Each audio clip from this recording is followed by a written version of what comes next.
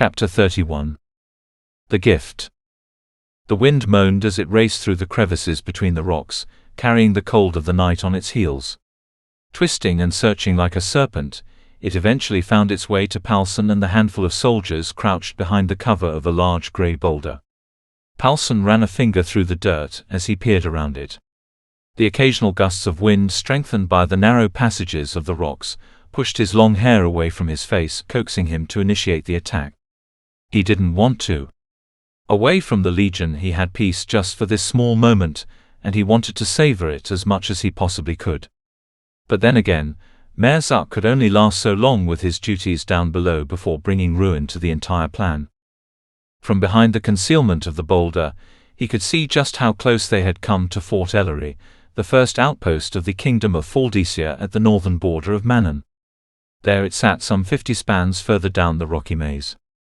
The fort was a large, solid wall that sprouted from the mountainside and ran across the valley, going over the top of the highway that led north, and continuing on a considerable distance further west along the borderline, barring the way through and making it easier for patrols to keep unwanted visitors out of Faldesia. The small town of Ellery, mostly inhabited by the soldiers at post and their families, rested beyond the keep and glowed softly in the night, unaware of the impending trouble at the fort's gates. Palson's entire legion down below was marked by thousands of tiny torchlights flickering before the great wall, and he knew Mayor Zuck had begun carrying out his instructions. Squinting in the dark, he could almost make out his small shape on horseback at the forefront of the troops, nearly hear his foul voice barking at the Faldesian commander. It hadn't taken long after departing Shorewell for Palson to come to terms with the foolish order from the Queen and devise a strategy to attack Paladar head-on. Even so vain a mission as this could be accomplished if it was handled with the kind of strategy Vasero had taught him. Palson had been instructed well during his isolated years with the famed swordmaster, and his teachings were now blended into his every action. They were the blocks with which he had rebuilt his life after it had been taken from him. In armed combat, the body is a kingdom divided into regions, Vasero used to say. The limbs and weapons of an opponent are their troops. While one area is active and well defended, always another is by nature left open and unprotected. It was common knowledge of even beginning swordsmen to seek out these undefended areas and exploit them, but it was Vasero who had first introduced to him the concept of focusing an attack on the place the enemy least expected it, the area of strongest defense. Palson had understood when he saw Vasero defeat an opponent by attacking not the man, but his sword directly, knowing his steel was stronger and breaking it before moving in for the kill. The method was subtle and required exceptional skill. There were numerous routes Palson could have led the Talgothians on from Manon into Faldesia, but as large a body as they were, they could hardly slip through a clear zone unnoticed, and would also risk being flanked by defenders along the border from behind. So he had chosen Fort Ellery for the attack. It was among the strongest of the border outposts, and would be the least wise location to march his men through. For most. Palson had left the Legion during the first quarter of the day to work his way into the base of the Titans with his small band of wardens. He had left Mayor Zuck in command to meet the Faldesians at the fort and distract them for as long as possible, taking their attention away from all else, an easy task for a half-gruel leading an army of nearly 10,000. All the while, he and the wardens would draw near to the top of the fort and bring a surprise attack of strong hexes from above. Palson prayed to fate that Mayor Zuck would not lose his half-witted temper and attack before the proper time, but he had concocted a failsafe for that as well. If he did, a handful of men were ready to put a bundle of arrows in the creature's heart and end the conflict, an outcome he wouldn't entirely hate. Palson breathed out heavily in reluctance. At his word the attack would begin, and his troubles would not end from that point until after the attack on Paladar. He looked behind him at the group of 20 wardens huddled together and hiding from the wind in their cloaks. He hadn't noticed the increasing chill. They were waiting for his word to cross the last distance to the fort and release their wrath.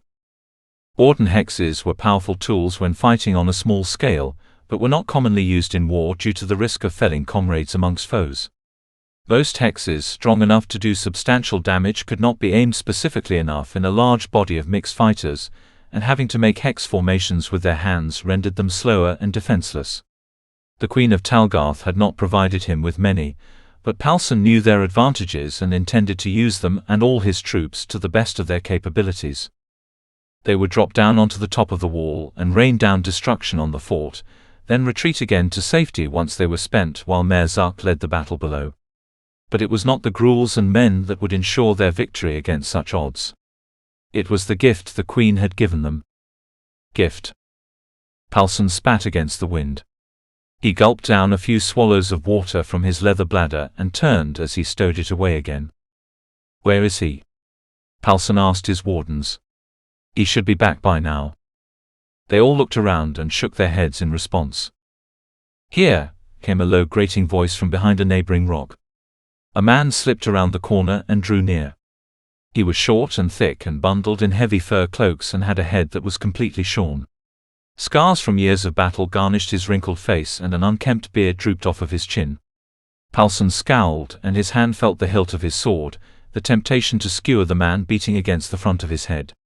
It would be so easy. "Well," Palson growled. "Scouting successful," the man responded with a transparent tone of artificial respect for his authority.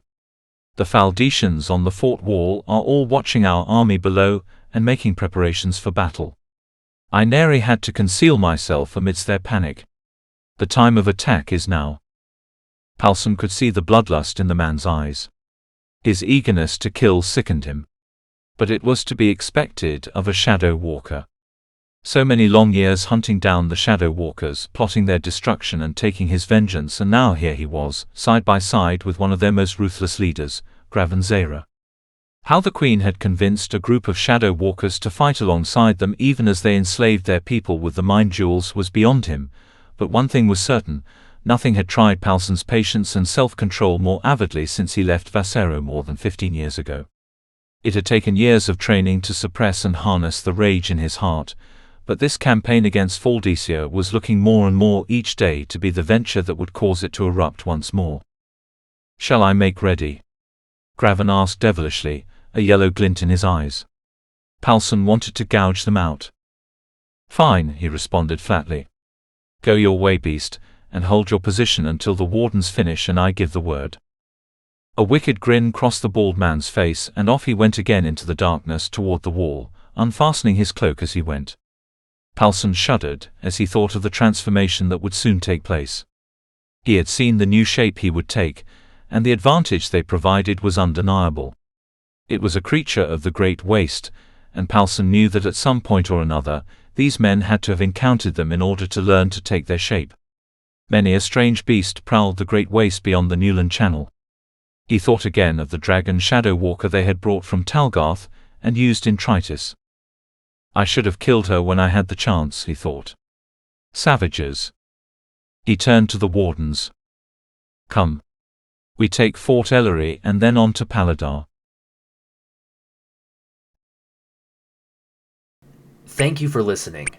Subscribe and ring the bell so you don't miss the next chapter. Episodes go live every Monday and Friday morning at 10 a.m. Eastern Standard Time.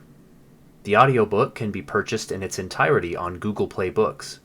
Get the whole trilogy now in both paperback and ebook formats. All links are in the description.